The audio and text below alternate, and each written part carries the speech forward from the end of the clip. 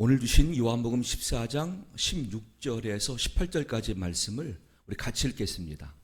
내가 아버지께 구하겠으니 그가 또 다른 보혜사를 너에게 주사 영원토록 너희와 함께 있게 하리니 그는 진리의 영이라. 세상은 능히 그를 받지 못하나니 이는 그를 보지도 못하고 알지도 못함이라. 그러나 너희는 그를 아나니 그는 너희와 함께 거하심이요 또 너희 속에 계시겠음이라. 내가 너희를 고아와 같이 버려두지 아니하고 너희에게로 오리라. 아멘. 지금부터 180년 전 덴마크의 키에르케고르라고 하는 신학자, 철학자, 시인, 이분이 쓴 책이 있어요. 죽음에 이르는 병이라고 하는 제목이었어요. 그 책 제목처럼 죽음에 이르는 병이 다름이 아니라 절망이다는 것을 최근 들어 많이 발견하게 됩니다. 이렇게 한번 제가 도전해 볼게요. 야고보서 3장 6절 말씀에 삶의 수레바퀴란 단어가 등장해요. 딱 한 번 등장합니다. 각 나라마다, 각 지역마다, 가정들마다, 개인마다 삶의 수레바퀴는 독특성을 가지고 있습니다. 우리나라 안에서의 삶의 수레바퀴는 무엇일까요? 우리 부모님들, 아니 우리 여기 어른들을 바라보면 답이 나옵니다. 성실과 인내로 살면, 또 내 본분을 다하면 나는 내 걸 다하는 것이고 그로 말미암아 내 가정이 화목할 거야. 한 모든 일 범사가 잘 될 거야. 내가 오늘도 성실과 인내로 본분 다해야지. 스스로 다짐하고 또 다짐하고 또 다짐을 살아왔어요. 그 과정에서 많은 눈물이 있었습니다. 한숨도 있었습니다. 고통이 숨겨졌습니다. 그러다가 탈진이 와요. 지치고 고나요 넘어진 자리에서 주님께 찾아온 이 허탈감과 허무함, 질병 때문에 아무런 소망도 없어진 상태. 이게 우리나라 대부분의 어머님들이 안고 있는 삶의 수레바퀴입니다.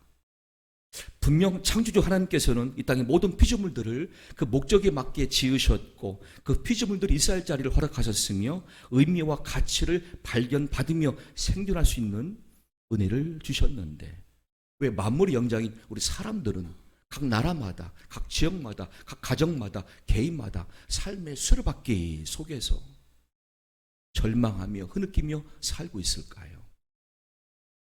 그 결과 누군가를 목표로 합니다. 나 대신 저 사람은 잘 되고 있는데 저렇게 살아갔으면 됐을 텐데 뒤늦은 후회가 나오고요. 그 후회 속에서는 또 스스로 열등감이 들어옵니다. 난 인생의 실패자야.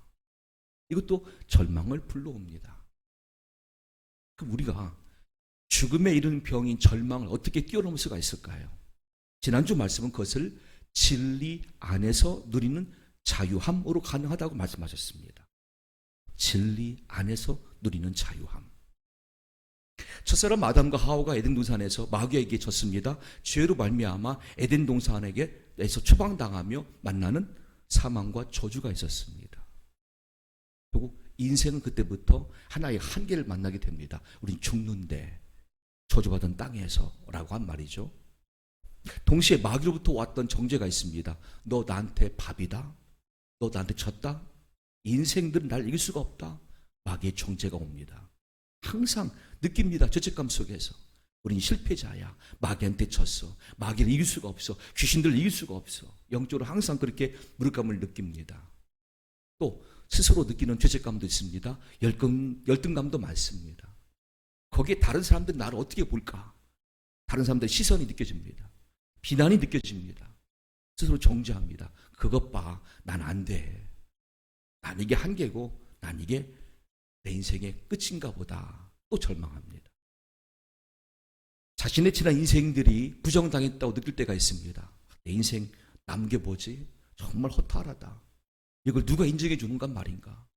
나도 스스로 인정 못하겠어. 나란 사람에 대해서, 내 인생에 대해서 라고 느낄 때가 있습니다.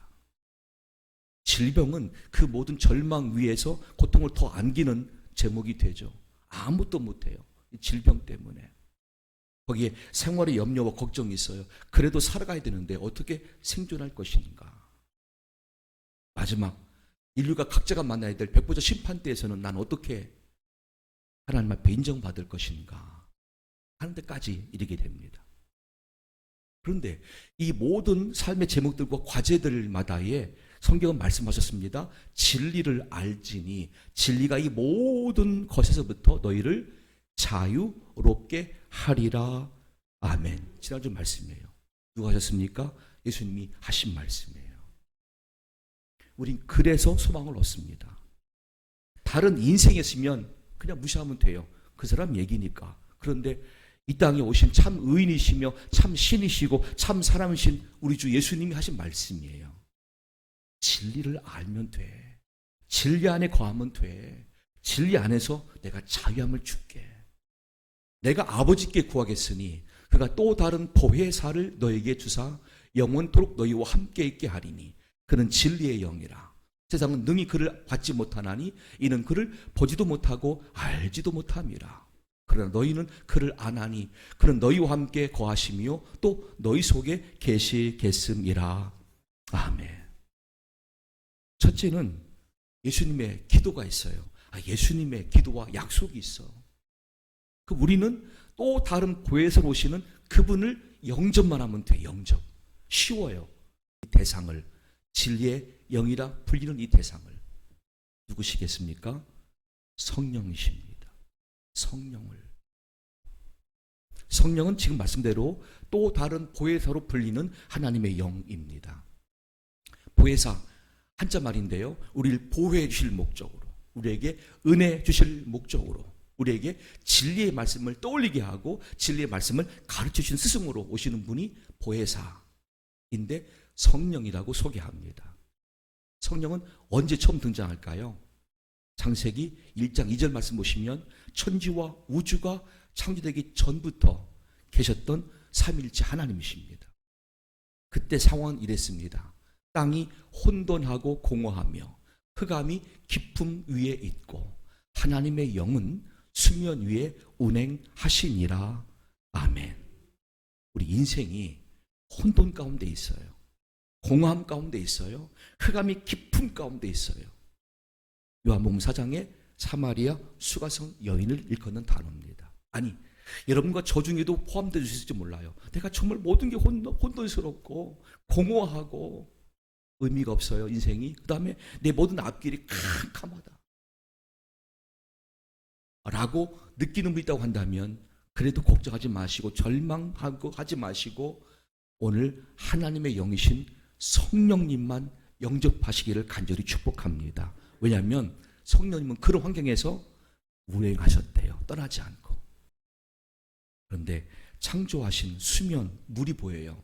그 위에 성령님이 이제 운행하시면서 말씀하시는 성부 하나님의 창조의 의지를 받들 준비를 하고 계십니다.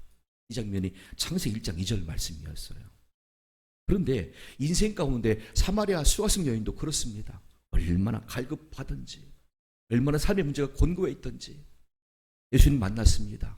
예수님 하신 말씀을 들어보시면 요한복음 4장 14절 이하의 말씀에 내가 주는 물을 마시는 자는 영원히 목마르지 아니하리니 내가 주는 물은 그 속에서 영생하도록 솟아나는 샘물이 되리라. 성령을 일컫는 예언입니다. 여자가 이르되 주여 그런 물을 내게 주사 목마르지도 않고 또 여기 물 기르러 오지도 않게 하옵소서. 이르시되 가서 네 남편을 불러오라.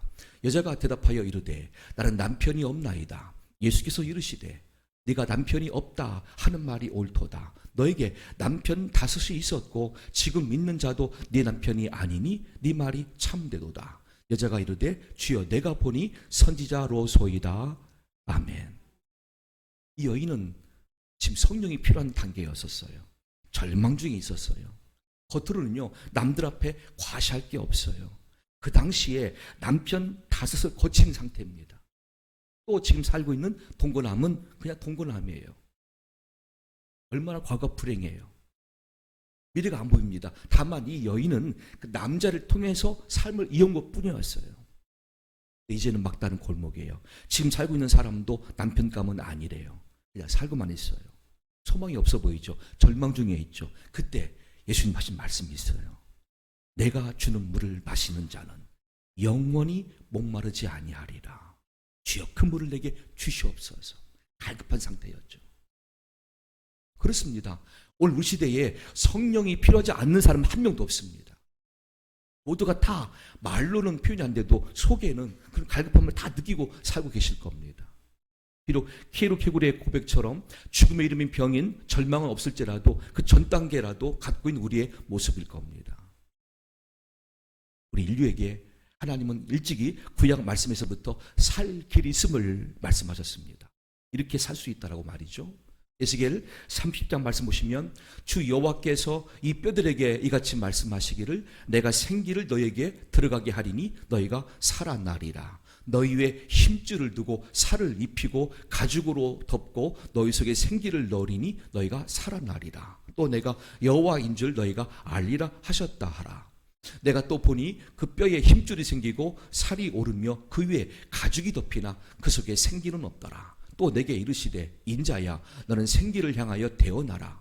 생기에게 대언하여 이르기를 주 여호와께서 이같이 말씀하시기를 생기야 사방에서부터 와서 이 죽음을 당한 자에게 불어서 살아나게 하라 하셨다 하라. 예, 내가 그 명령대로 대언하였더니 생기가 그들에게 들어가매 그들이 곧 살아나서 일어나 서는데 극히 큰 군대더라. 아멘. 처음의 모습은 그냥 황량한 골짜기에 마른 뼈들입니다. 백골들입니다. 살점만 없어요. 다 말라가지고 이미 시간이 많이 경과된 절망의 현장뿐이었어요. 거기에 여호와 하나님께서 에스겔을 세워놓으시고 말씀하시는 거예요. 너는 대언만 하래요. 대언이 뭐냐면 하나님 하신 말씀 그대로 1절도 가감하지 말고 그대로 선포하라는 뜻이에요. 에스겔은 순종합니다. 하나님 말씀 하시는 대로 그대로만 선포했어요. 그랬더니 놀랍게도 이 뼈들이 첫째 들어맞추는 거예요. 각자 흩어져 있는 뼈들이 다 들어맞춰서 하나하나 골격을 이루어요. 힘줄이 생기고요. 살이 오르고요. 그 위에 가죽, 피부가 덮여 있어요.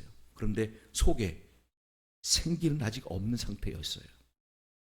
이 생기는 창세기에서 우리가 처음 창조하실 때 아담을 지은 다음에는 그 코에 생기를 불어넣으사 하는 단어와 같은 단어입니다. 푸뉴마입니다. 하나님의 숨, 성령을 의미한 단어였어요.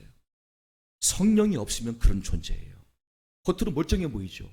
내가 사람답게 골격이 있고요. 뼈가 있고요. 그 속에 내 속에 힘줄이 있고 살이 덮여 있고 피부가 있어요. 사람다워 보이죠. 그런데 속에 성령이 없는 자일 수 있어요. 누가 아십니까? 하나님은 아세요. 이 사람이 성령 안에 있는가 성령 밖에 있는가 하나님은 아세요. 그리고 우리에게 말씀하십니다. 교회에게 말씀하십니다. 성도에게 말씀하십니다. 봐, 저들에게는 성령이 안 계셔. 생기가 없어. 겉은 사람이지만 그냥 생기가 없는 뼈다귀야. 우리가 반문합니다. 주님, 어떻게 하면 되겠습니까? 대언만 해. 나를 믿고 나를 신뢰하고 내가 전한 말 그대로 선포해. 똑같은 에스겔의 자격이죠. 우리에게 말씀하십니다. 너 생기에게 대언하여 이르기를 주 여호와께서 이같이 말씀하시기를 생기야 사방에서부터 와서 이 죽음을 당한 자에게 불어서 살아나게 하라. 그대로만 전하면 되는 거예요. 오늘 교회와 성도가 할 일 이것이라고요. 우리 의견을 가감하지 말고 하나님 말씀 그대로를 선포하며 믿고 사는 게 성도의 삶, 교회의 모습 아닙니까? 모든 사람이 구원을 받으며 진리를 아는 데 이르기를 원하시느니라. 아멘. 하나님의 소원이십니다. 지금도 그래요. 첫째 주제가 뭐죠? 모든 사람이 구원을 받으며예요. 어떻게 구원받습니까? 빌립보에서 복음을 전하다가 귀신 들려서 점치는 여종을 고친 바울 일행이 감옥에 잡혔어요.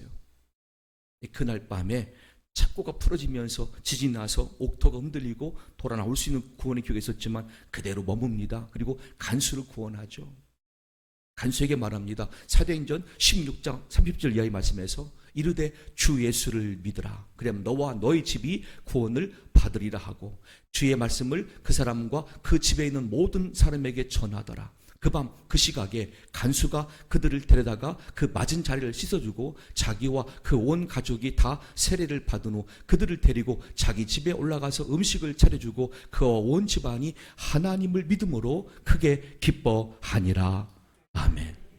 어떻게 구원받는 것입니까? 첫째는 말씀을 경청해야 돼요. 바울사도 말씀해 주십시오. 우리가 듣겠습니다. 여기 나와 내 가족 모두가 함께 모여 있습니다.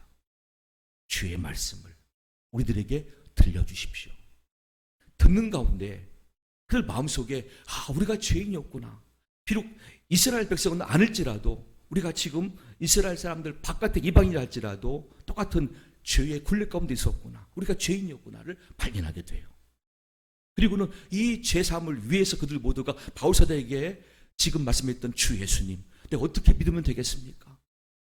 마음속에 죄임을 인정했습니까? 그러면 세례를 받는 가운데 회개하십시오. 성령님이 임할 것입니다. 그리고 거듭나게 될 것이고 당신들도 나와 함께 영적인 이스라엘 자손 아브라함의 후손이 될 수가 있습니다. 함께 그렇게 구원받으십시다. 이게 지금 말씀이에요. 그 밤에 가족 모두 구원받았어요. 가족 모두에게 천국이 체험되어져요. 함께 음식을 나누며 크게 기뻐하는 천국된 삶이 그 가정에 머물게 돼요. 얼마나 간단해요. 얼마나 쉬워요. 근데 무엇이 우리를 가로막습니까? 첫째, 내가 하나님 말씀을 듣는다는 자리를 마귀는 막 방해합니다.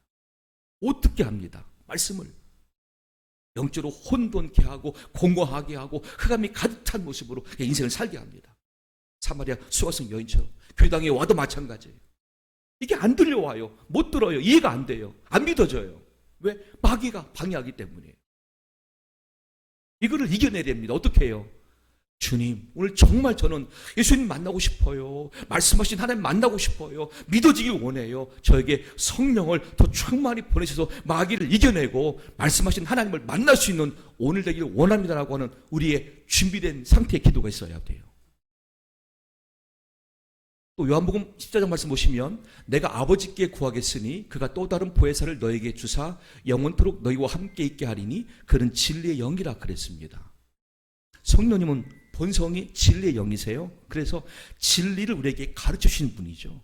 진리를 알고 누리게 하시는 영이시죠. 본질이 진리시니까 진리를 생각나게 하고 진리를 알게 하고 진리를 깨닫게 하고 진리 안에서의 자유함을 누릴 수 있는 원동력 성령이십니다. 요한복음 16장 그러나 진리의 성령이 오시면 그가 너희를 모든 진리 가운데로 인도하시리니 그가 스스로 말하지 않고 오직 들은 것을 말하며 장래일을 너에게 알리시리라. 그가 내 영광을 나타내리니 내 것을 가지고 너희에게 알리시겠습니다. 무릇 아버지께 있는 것은 다 내 것이라. 그러므로 내가 말하기를 그가 내 것을 가지고 너희에게 알리시리라 하였노라. 아멘. 삼일체 하나님은 서로 협력하시죠. 예수님을 성령님은 또 강조하고 예수를 먼저 믿는 믿음 안에서 말씀을 듣게 하고 진리 가운데 거할 수 있도록 도우시는 하나님의 영 성령이십니다. 자, 이 성령님을 이제 우리가 영접해야 되는데요. 고린도전서 2장 말씀 보시면 방법이 나와 있어요. 기록된 바 하나님이 자기를 사랑하는 자들을 위하여 예비하신 모든 것은 눈으로 보지 못하고 귀로 듣지 못하고 사람의 마음으로 생각하지도 못하였다 함과 같으니라. 오직 하나님이 성령으로 이것을 우리에게 보이셨으니 성령은 모든 것 곧 하나님의 깊은 것까지도 통달하시느니라. 신령한 자는 모든 것을 판단하나 자기는 아무에게도 판단을 받지 아니하느니라. 아멘. 왜 아무의 시선을 물리칠 수 있습니까? 진리 안에서의 자유함을 누린 상태이기 때문에 가능하죠. 누구한테 성령님이 오십니까? 첫째 말씀은 하나님이 자기를 사랑하는 자들이라고 단어를 말씀하셨어요. 저와 여러분들이 정말 누군가를 사랑한다면 과거적 우리가 배우자를 위해서 사랑하는 감정이 불타게 일어났을 때는 어떻게 했습니까? 하루 종일 그분만 생각했어요.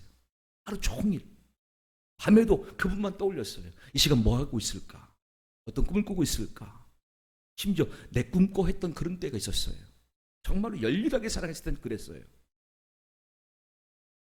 내가 하나님을 그렇게 생각하고 사랑해 본 적이 있습니까? 하나님, 내 삶의 원천이시고 능력이시고 구원이시고 주님이십니다. 내 왕이신데요. 하나님, 내가 주님을 사랑합니다. 낮이나 밤이나 보기를 원합니다. 주님 언제 오십니까? 뭐 그런 감정처럼. 그런데 삶의 소리바뀌는 그걸 용납하지 않아요. 점점 무디게 했어요. 사랑의 마음이 식어지겠단 말이에요. 나중에는 죽음의 이름 병, 절망 속에서 스스로 그냥 헤어나지 못하고 허덕이는 모습으로 나의 모습을 발견합니다. 내가 왜 그렇지? 나 분명히 예수 믿는데 내가 왜 이렇게 무기력해 있지? 왜 힘을 얻지 못하고 있지? 왜? 한 게 아니에요. 여러분과 저는 하나님을 먼저 사랑함에 있어서 특출한 열심으로, 특별한 마음으로 일어나야 될 줄로 믿습니다. 하나님, 내가 주님 사랑합니다. 말할 수 있을 만큼 먼저 사랑이 증명돼야 돼요. 두 번째, 성령이 우리에게 오시면 우리의 마음속 깊은 것이 하나님께 통찰되거든요.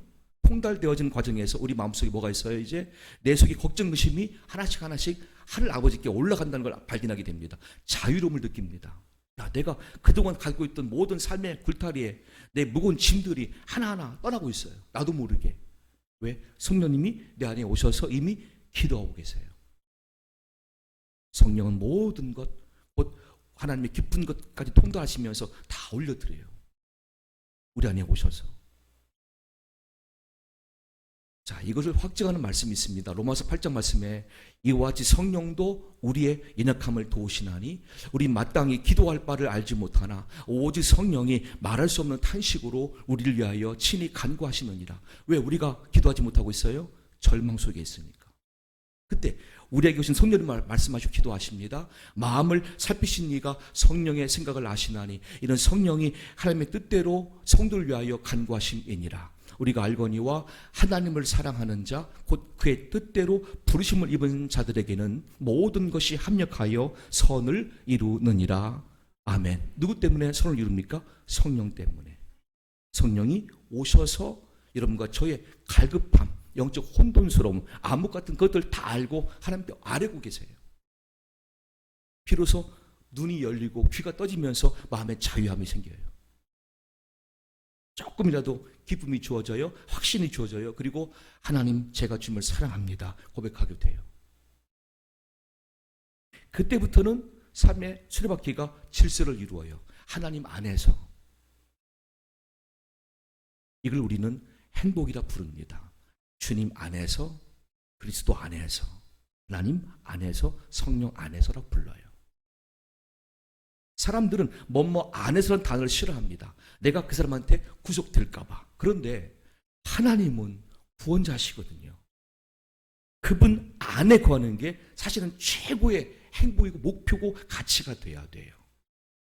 성부 하나님 안에서, 성자 예수님 안에서, 성신 성령님 안에서. 그때 우리가 자유함이 있고, 그때 우리가 은혜가 넘치게 되고, 그리고 진정한 천국을 경험하게 돼요.